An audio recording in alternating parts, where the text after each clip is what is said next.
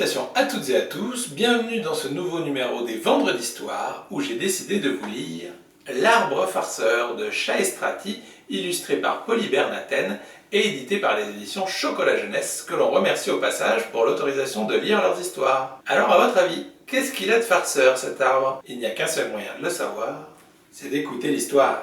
Es-tu déjà allé où vit l'arbre farceur? Chatouillait-il tes pieds? Riais-tu de bon cœur? Es-tu déjà monté sur le dos du géant? As-tu glissé sur lui comme sur un toboggan? As-tu rendu visite au vieux gâteau grincheux? Et as-tu fait la sieste sur l'oiseau curieux? As-tu déjà croisé le grand bonbon collant? As-tu osé t'asseoir sur son ventre brillant? Si la réponse est non, ne désespère pas. Je connais les chemins qui conduisent là-bas. As-tu déjà sauté d'un bond jusqu'aux étoiles? Et lancé aux martiens un coucou sidéral? Le manège aux fantômes existe-t-il encore? Et les chevaux de bois sentent-ils aussi fort? Pour y aller, c'est simple, il faut être patient et espérer très fort, n'attendre pas longtemps. As-tu pris sur ton pied le feu follet malin? Le monstre de la lune t'a-t-il fait un câlin? Ah non, jamais? Vraiment? Eh bien, quelle malchance! Peut-être n'es-tu pas parti dans le bon sens. As-tu dansé sur l'air du machin musical? Plongé en compagnie du gros poisson bancal? As-tu déjà goûté la tarte du kraken?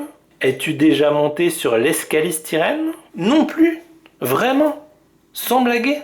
Alors c'est d'accord. Je vais te montrer, mais ferme les yeux d'abord. Je sens ton impatience à t'envoler là-bas, sur un grand scarabée qui dans les airs s'élève. Mais le plus court chemin n'est pas celui qu'on croit. Le plus simple, vois-tu, c'est d'y aller en rêve. Fin. Alors ça vous a plu? Vous avez vu, c'était un livre sur le pouvoir de l'imagination, mais surtout des rêves, puisque tout au long de l'histoire, on voit plein d'endroits incroyables ou de choses super à faire, mais qui arrivent surtout dans les rêves, puisque dans nos rêves, tout est possible, la seule limite c'est notre imagination, et on peut donc y faire ce que l'on veut. On peut même parfois influer sur nos rêves et décider qu'on a envie de changer d'endroit ou de faire autre chose, etc.